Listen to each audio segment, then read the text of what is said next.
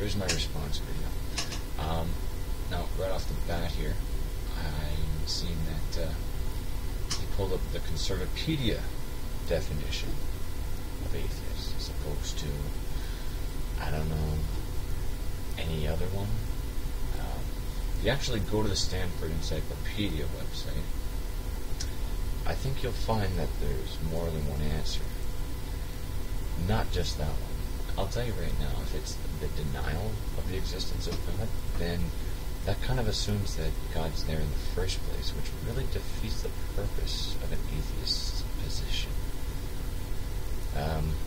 So in that sense, no. I mean, according to that definition, I'm not an atheist. No. Moving on. Alright.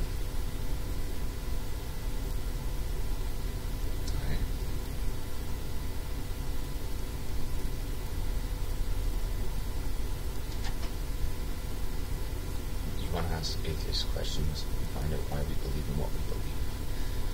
You're wrong right there. It's not a belief, it's lack thereof. I don't know why almost every Christian I talk to happens to think that it is a belief. It's not, regardless of whether you have a belief or not, okay? Your Christianity means you have a belief in the Christian God, Judeo, Yahweh. That always sounded awesome. I like saying Yahweh. Sounds powerful. That's not what an atheist is. It's not, an atheist doesn't believe there is no God. An atheist does not hold a belief in God. Okay? That's it. Just lack of one. Okay.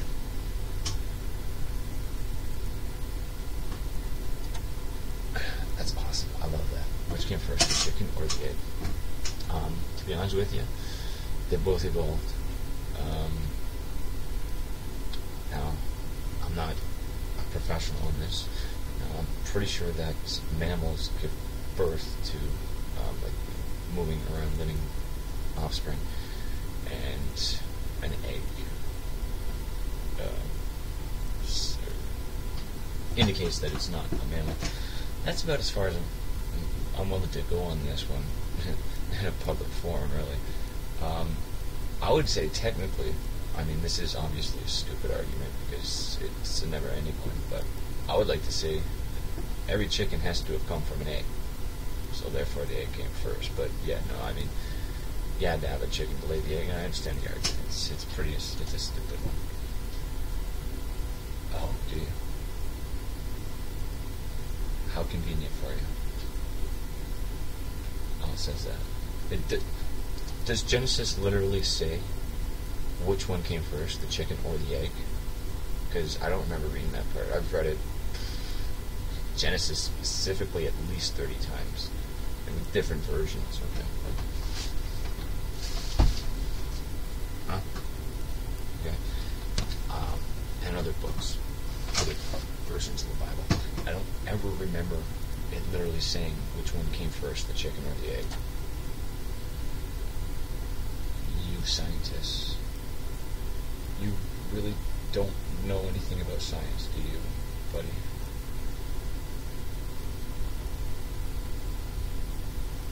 You don't either.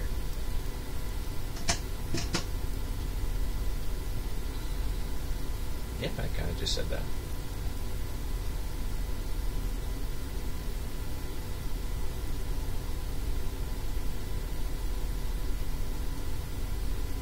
God must have created the chicken. That's your argument.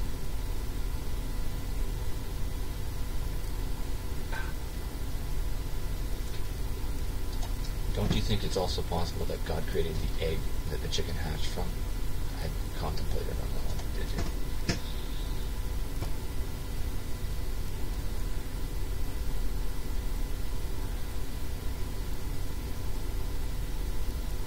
Monkeys. Jeez. This is almost so stupid, I don't even want to answer it, you know?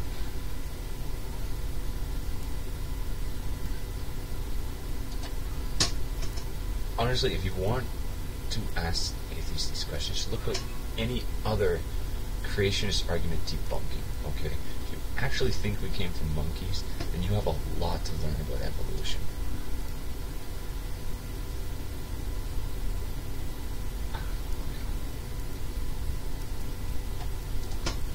I got a real quick question for you. Okay.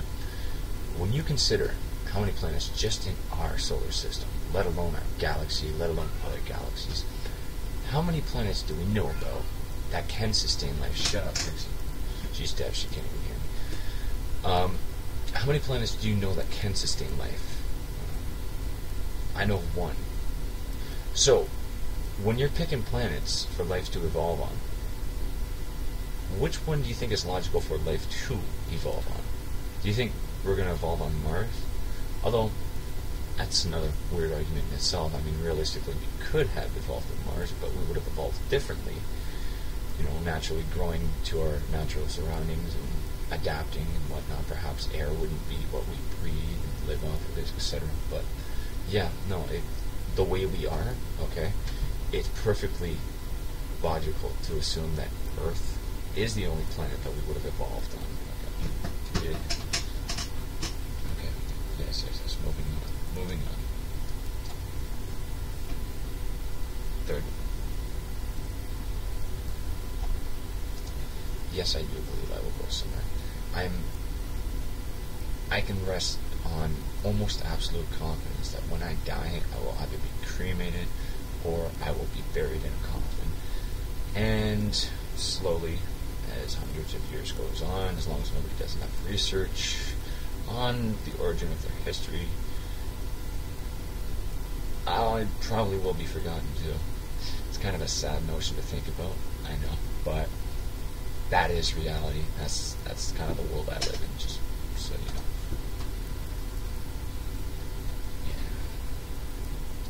It would be nice to think that I go to paradise when I die. That'd be swell. That's how I used to believe.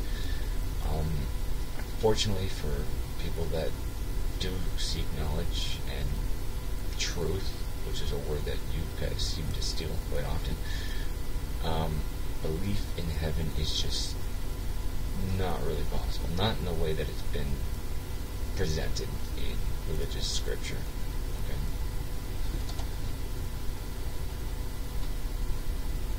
They die too. You just die. Okay, shh.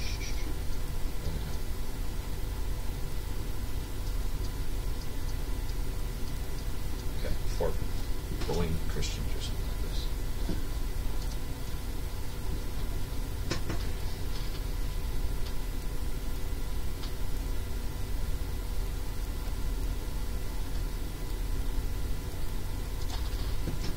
Why do Christians have to constantly argue with atheists about God existing? Why is it that you can't just shut the fuck up about it and practice your stupid little seances in your own house? Okay? That's why atheists tell you this shit. That's why we try to expose you to reality. Because you're fucking retarded. Sorry for my swearing. I don't want to go to hell. Alright. Hopefully we can get to 5 here before my time's up.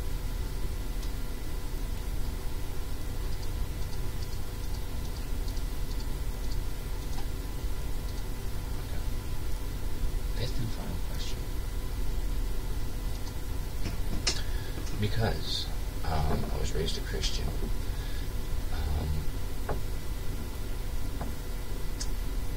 I was presented with a lot of questions when I was a Christian. I remember confronting Mormons about how ridiculous their belief in their Bible was and their practices. And then that got me thinking, got my brain spinning, saying, well, what do I really know about my own Bible? That's when I delved into a pursuit of knowledge. It took several years to actually come around to acknowledging what was real. And that's essentially why I am the way I am now. I hold my current position. It's because I know more about it than your average Christian. I cared to learn about it. And I think you'll find that to be very common among others. If you care to listen. I doubt that you do. It's kind of funny that you present these questions. But if you're genuinely interested, I guess now you have some answers. Although, you probably won't accept this and you probably won't want to hear it. But thought I'd help you out anyway. Good luck on my quest.